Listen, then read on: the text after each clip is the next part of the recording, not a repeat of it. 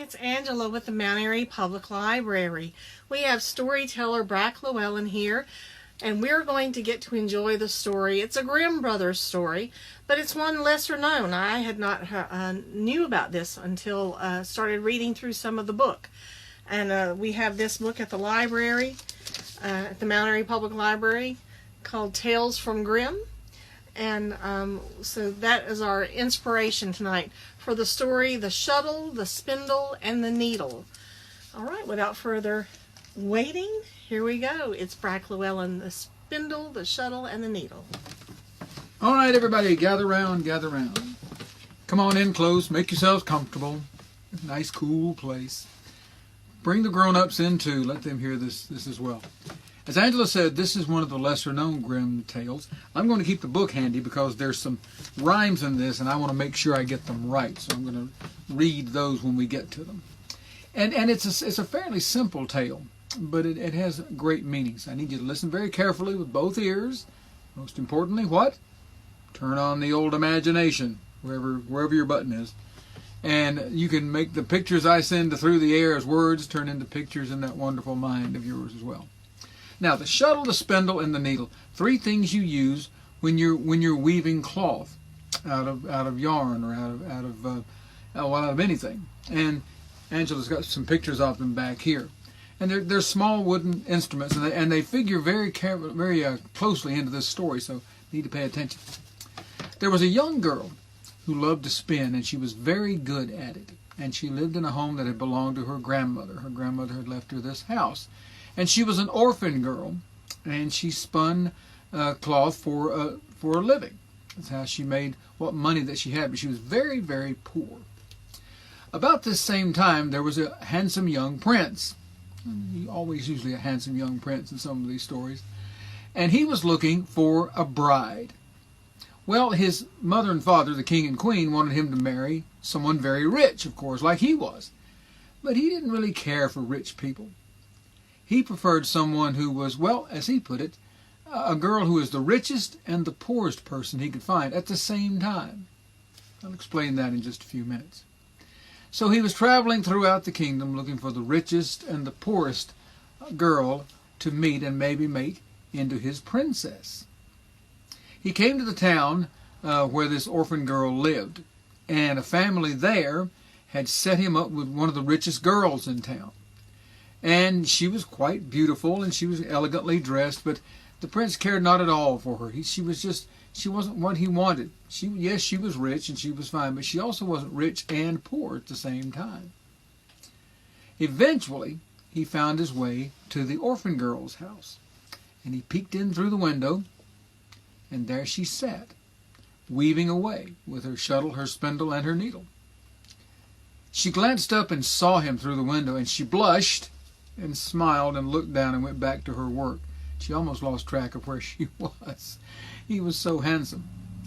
But he saw her, and he was immediately smitten with her. But he was too shy to introduce himself. Plus, he knew by the house she lived in and the way she was dressed, she was very poor, and he wasn't sure that his mother and father would approve. So as he was riding away, the orphan girl, who felt very good for some reason, said this rhyme, and I want to read it out of the story here to make sure I get it right. Spindle, spindle, dance and roam, lead my lover to my home. When she said that, the spindle she was holding jumped out of her hand as though it were alive, and it danced across the floor, and trailing some thread behind it, danced out the door and down into the night. Well, the girl was amazed. She watched it go away and had no idea where it had gone. Where it was going was to find the prince. And it followed him down the road until it caught up to him, this spindle did. And he saw the spindle there pass him as he rode on his horse, and saw the thread leading from the spindle back toward the village and that house. And he thought, perhaps I should follow this thread. Maybe this is a message of some kind. I'll follow this thread that the spindle has brought back to the village and see what I find. Meanwhile, back in the village, the girl, still feeling quite light and quite good for some reason, she wasn't quite sure why, was preparing for bed, and she was putting away her tools, and she said to the shuttle that she held in her hand, she said, "Shuttle, shuttle, weave away, lead my lover back this day."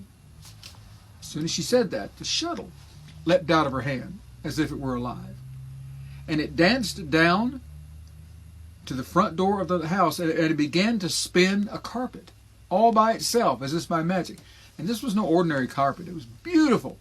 Such wonderful patterns and colors, and there were animals in it, and there was braid, and it was just this most astonishing, very royal-looking carpet that the shuttle was weaving all by itself, starting at the front door all the way through the little cottage, right to the girl's room. Well, the girl was astonished by this, and she thought it must mean something. But if the shuttle was really leading her lover back to her home, well, the home was a mess. She wasn't too good on housekeeping, apparently, and she was too busy spinning. So she said to the needle, "Needle, needle sharp and fine, tidy up this house of mine." And what do you know? The needle, you know what a needle looks like that you sew with, popped out of her hand, and with magic that she could not understand, began to redo her entire home.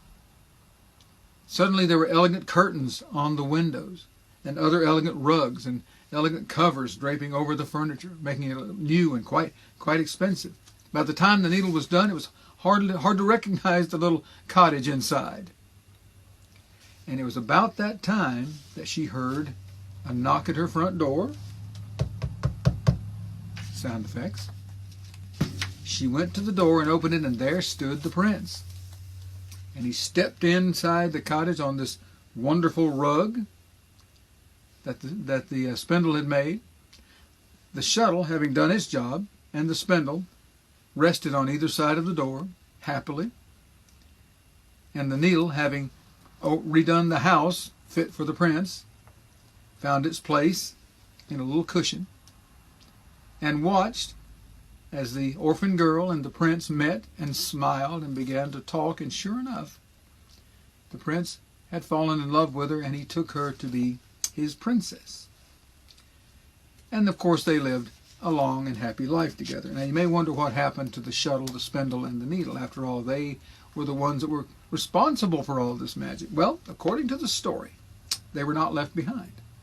They were given a place in the royal treasure chamber. Many a mortal came to see the spindle which had lured the prince back, the shuttle which had led him to the door, and the needle which had made a palace out of the poor girl's home. There's a lot of magic in that story. You have, as always, been a wonderful audience. Thank you so much for listening, and we will see you again very soon.